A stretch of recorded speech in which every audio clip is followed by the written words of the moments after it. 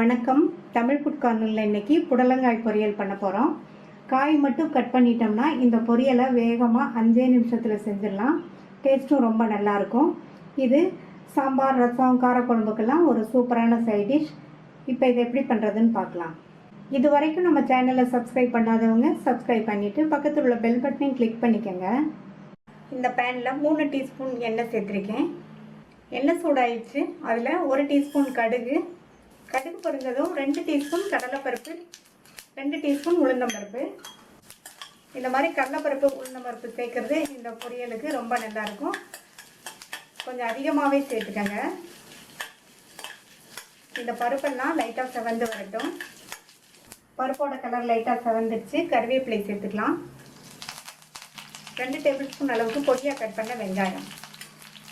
இந்த வெங்காயத்தையும் லைட்டாக வதக்கி விட்டால் போதும். அப்புறமா புடலங்காயோடு சேர்ந்து வதங்கும். அடுத்து கட் பண்ண 1/4 கிலோ புடலங்காயை சேர்த்துட்டு எண்ணெயிலேயே 1 நிமிஷம் போல் வதக்கி விட்டுக்கணும்.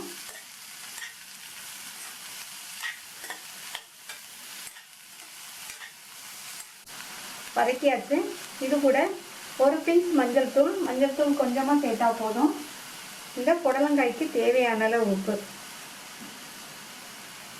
இதில் கொஞ்சமாக 1 ஸ்பூன் போல் மட்டும் தண்ணியை தெளிச்சிட்டு ஒரு தடவை நல்லா மிக்ஸ் பண்ணி விட்டுட்டு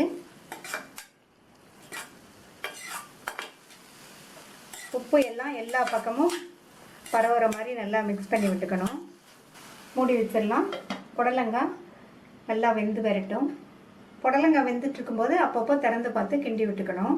இந்த பொரியலில் சேர்க்கறதுக்கு இந்த மிக்ஸி ஜாரில் 2 டேபிள் ஸ்பூன் தேங்காய் துண்டுகள், கட் பண்ண 1 பச்சை மிளகாய், கட் பண்ண 1 காஞ்ச மிளகாய், 1/2 டீஸ்பூன் சீரகம், 2 பூண்டு.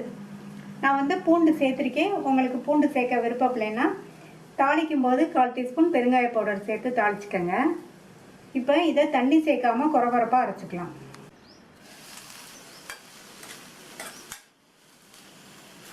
புடலங்காய் கரெக்டாக வெந்துருச்சு. இந்த காய் நீர் சத்துள்ள காய்ங்கிறதுனால தண்ணி அதிகமாக தேவைப்படாது. இதில் நம்ம இப்போ அரைச்ச தேங்காய் கலவையை சேர்த்துக்கலாம்.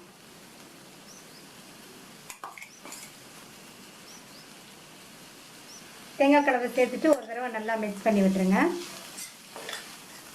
நம்ம அரைச்சி சேர்த்துருக்கிற இந்த தேங்காய் கலவை இந்த பொரியலுக்கு ரொம்ப டேஸ்ட்டு, வாசனை கொடுக்கும். இதை நல்லா இந்த மாதிரி கலந்து விட்டுருங்க. இது 1 நிமிஷம் மட்டும் அப்படியே இருக்கட்டும். இப்போ 1 நிமிஷம் ஆச்சு. சேர்த்த தேங்காய் கலவையோட பச்சை வாசனை போய் நம்மளுடைய புடலங்காய் பொரியல் சூப்பராக ரெடி ஆயிடுச்சு. ஈஸியாக பண்ணக்கூடிய இந்த டேஸ்டான புடலங்காய் பொரியலை ட்ரை பண்ணி பார்த்துட்டு உங்கள் கமெண்ட்ஸை சொல்லுங்கள். தேங்க்யூ.